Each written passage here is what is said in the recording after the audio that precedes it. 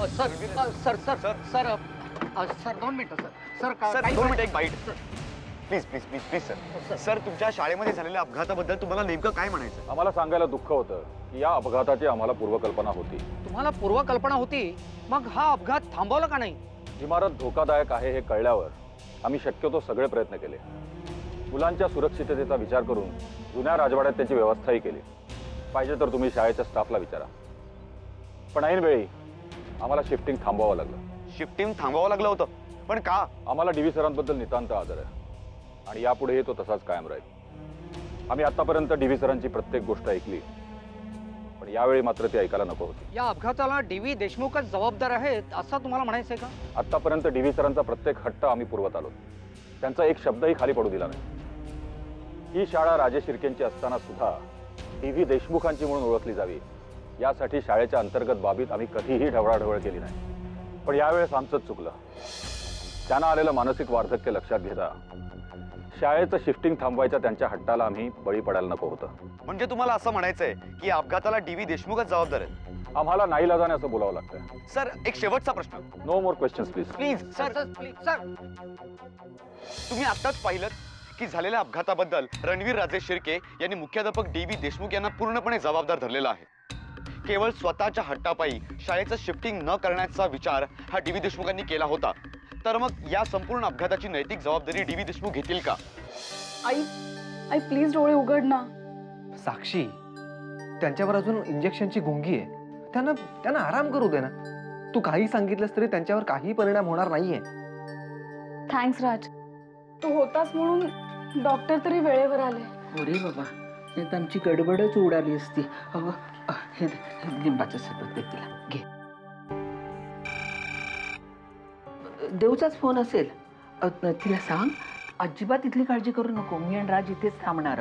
हा चा बघ. ऐक दे माझ्याकडे दे. घे. ए प्रतीक्षा अगं लिंबाचं सरबत आहे. 2 घोट पोटात केले की बरं वाटेल तुला. हा येईल देऊ येईल. हो येईल. देव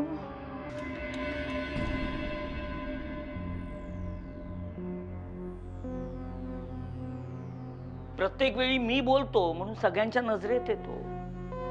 पण मी का बोलतो हे आता पाहिलंत ना. आता तरी जरा डोळे उघडा. मोरे सर बरोबरच बोलतायत. आपण ह्यापूर्वीच त्यांना पूर्ण पाठिंबा दिला असता ना तर कदाचित आजची ही वेळही आली नसती. एवढं सगळं घडून गेल्यानंतरही डीव्ही सरांची बाजू घेणारे आपल्यामध्ये काही आहेतच.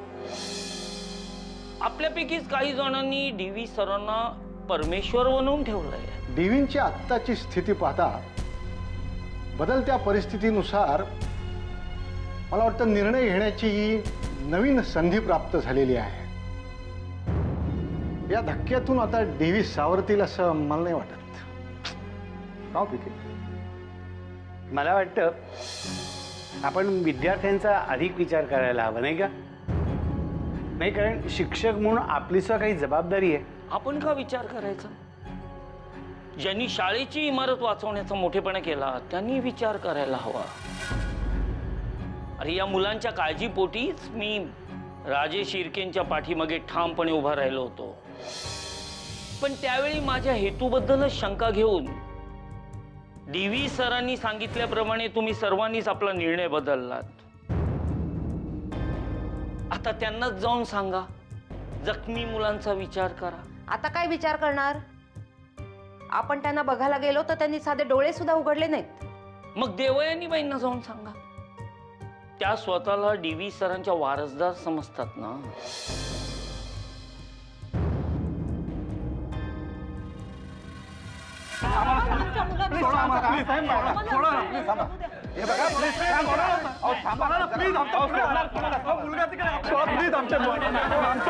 एक मिनिट काय गोंधळ आहे? शांत व्हा प्लीज.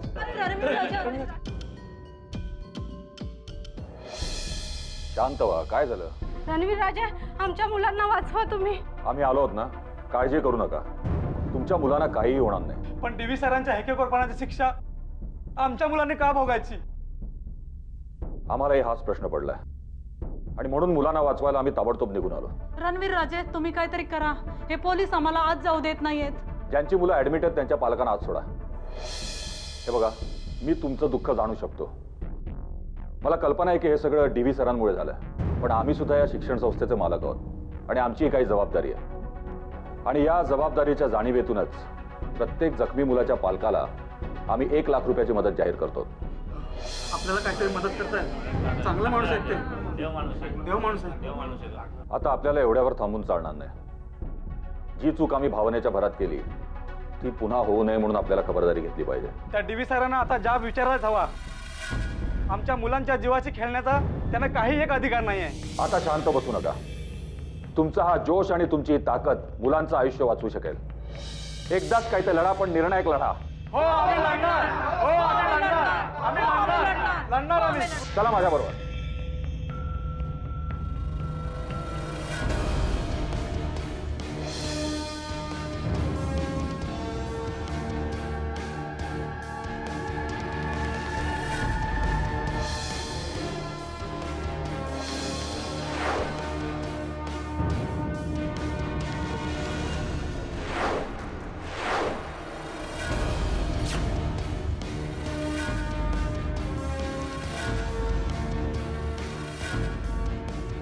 देवयानी, ही सगळी मंडळी DV सरांना भेटायला आली. कुठे आहेत ते? दादू आता तुम्हाला भेटण्याच्या मनस्थितीत नाहीयेत. यापेक्षा वेगळ्या उत्तराची अपेक्षा आम्ही केली नव्हती. मिस देवयानी, या अपघाताची नैतिक जबाबदारी स्वीकारायला DV सर तयार आहेत? अपघातामागील खरं कारण अजून लोकांसमोर यायचंय. आमच्या मुलांचा जीव जात असताना तुम्ही कसली कारणं शोधताय? ताबडतोब DV सरांना आमच्या समोर उभे करा. DV सर जर स्वतःला निर्दोष समजत असतील तर ते लोकांसमोर यायला घाबरतात का? ते कुणालाही घाबरत नाहीत. उगाचच कुणीही स्वतःबद्दल गैरसमज करून घेऊ नयेत. DV सर जर आमच्या समोर येणार नसतील तर आम्ही कुणाला जाब विचारायचा? देवयानीलाच विचारा. शाळेचं शिफ्टिंग होऊ नये म्हणून आमची मनधरणी करायला ही सुद्धा राजवाड्यावर आली होती. या सगळ्या घटनेला DV नक्कीच ही सुद्धा जबाबदार आहे. आम्हाला DV सरांना भेटायचंय.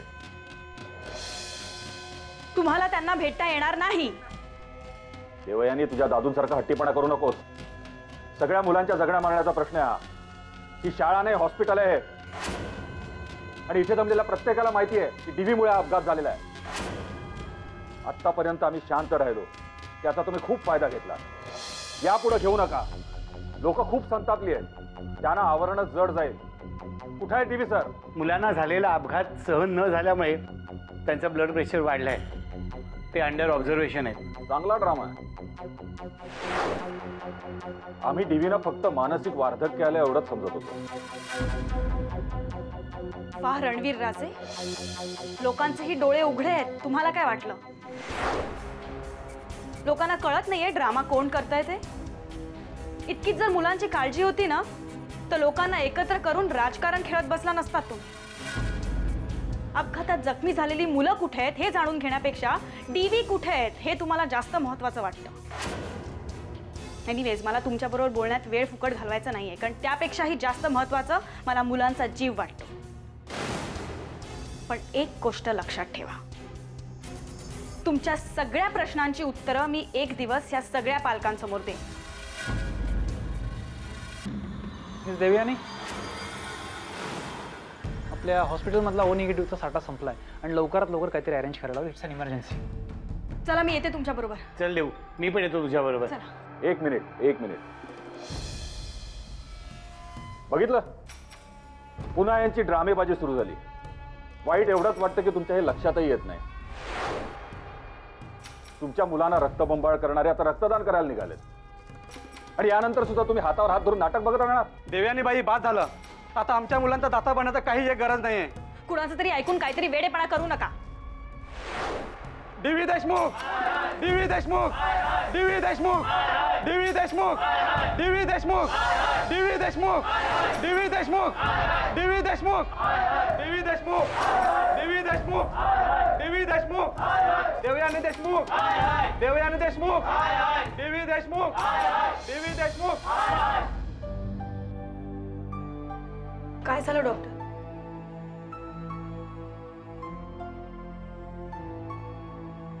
डॉक्टर प्लीज सांगा ना, काय झालं? I am sorry. एकूण जखमी मुलांपैकी 2 मुलांना आम्ही वाचवू शकलो नाहीत.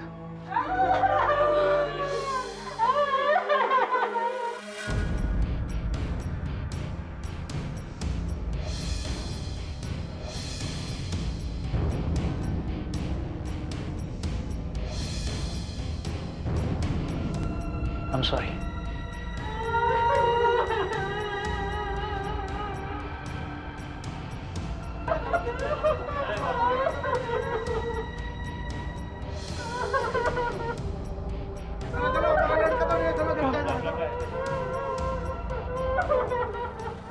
या अपघाताचे वृत्त समजताच शाळेचे संस्थाचालक रणवीर राजे शिर्के तातडीने हॉस्पिटलमध्ये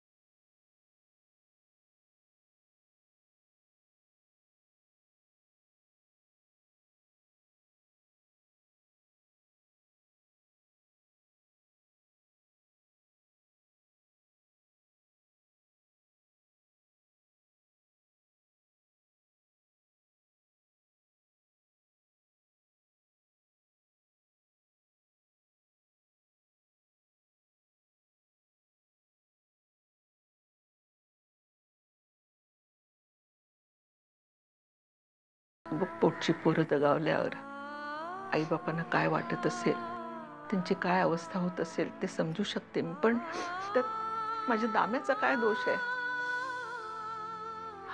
हा राजे शिर्के असं कसं बोलू शकतो? तो अर्थी मेला. बघा ना हो काकू, बाबांवरच ही अशी एका पाठोपाठ एक संकट का कोसळत आहेत? त्याने काय कोणाचं वाईट केलंय हो? आणि माझ्या देऊन सुद्धा. शांत राहा. परमेश्वरच आपली परीक्षा घेऊ इच्छितोय, त्याला आपण तरी काय करणार? पण एक लक्षात ठेव, माझा दामू आहे ना, या सगळ्याला पुरून उरणार आहे. तू धीर सोडू नकोस. बाई, देऊसाठी तरी या घरात तुला ताठ मानेनं उभं राहिलंच पाहिजे. अगं, पहिल्यांदा लढते ती दामू बरोबर. ती घरी आली आणि तिने तुला असं पाहिलं तर काय वाटेल तिला? अगं प्रतीक्षा, सगळं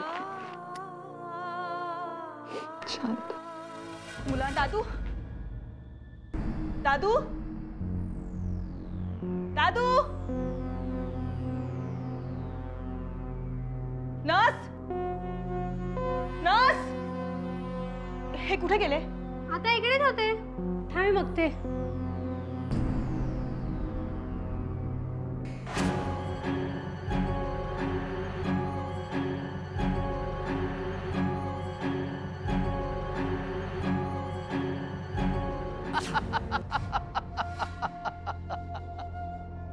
डीव्ही देशमुख, डीव्ही देशमुख, ऐक.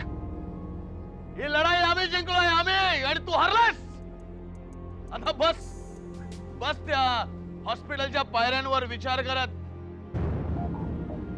दगावल्या गेलेल्या मुलांचा विचार करत बस हॉस्पिटलच्या पायऱ्यांवर. तुझा स्वाभिमान, तुझा आत्मसन्मान आम्ही आमच्या पायाखाली चिरडून टाकलाय, त्या मुलांना चिरडला तसा. ऐका देशमुख, नाही, तुझ्या त्या मुलांच्या आक्रोशापुढे आमचा आवाज तुझ्यापर्यंत जात नसेल तरी सुद्धा लक्ष देऊन ऐक. त्या शाळेच्या जागेवर आम्हाला मॉल बांधण्यापासून कोणी रोखू शकत नाही. DV Deshmukh, I am very happy Natasha, I am very happy, I am very happy. काय झालं? तू अशी शांत का? राजे शिर्केंना एवढी मोठी लढाई तुम्ही जिंकून दिलीत तरी सुद्धा तुम्ही शांत का नताशा? तुमच्या परफेक्ट प्लॅनिंगमुळे ही गोष्ट शक्य झाली. थँक्यू. लक्षात घे, या विक्रमादित्य राजे शिर्केने आयुष्यात पहिल्यांदा तुला थँक्यू म्हणलंय. I am very happy, very happy.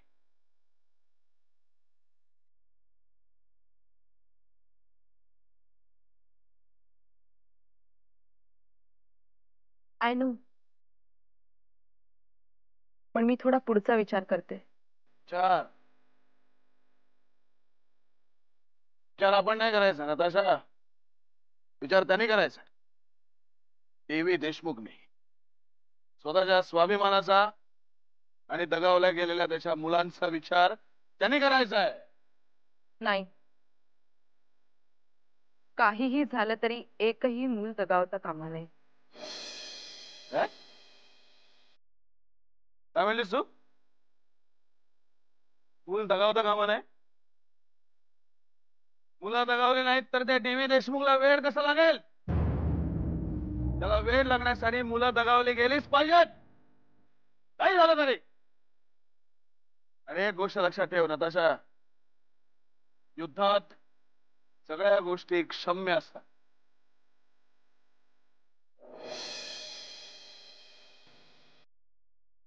आज पहिल्यांदा असं वाटतंय क्षम्य आणि अक्षम्याचं हे सोयीस्कर गणित नताशाला जमलं नाही.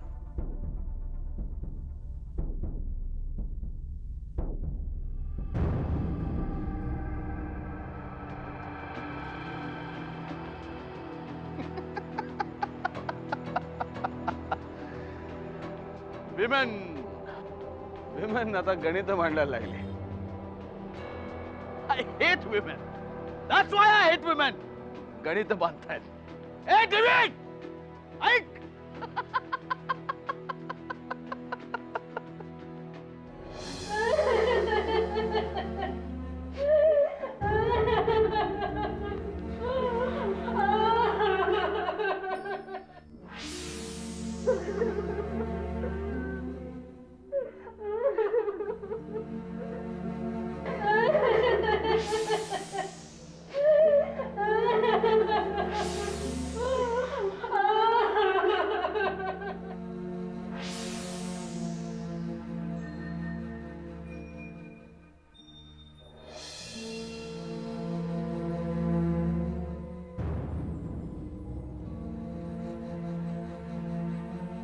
काय झालं देवयानी? दादू खोलीत नाही आहेत. काय?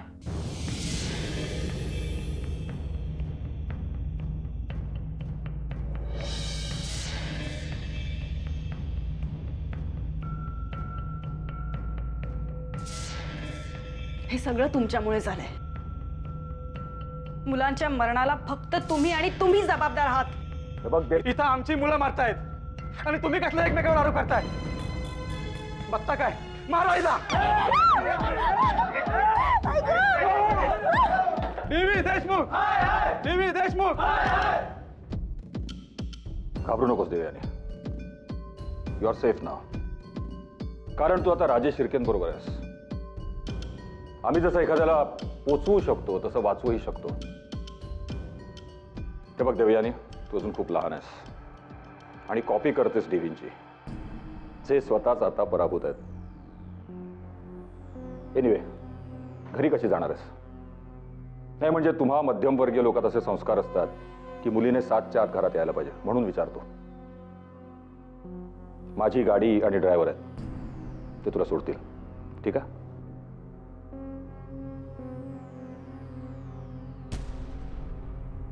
आम्ही जसं एखाद्याला पोचवू शकतो वाचवूही शकतो.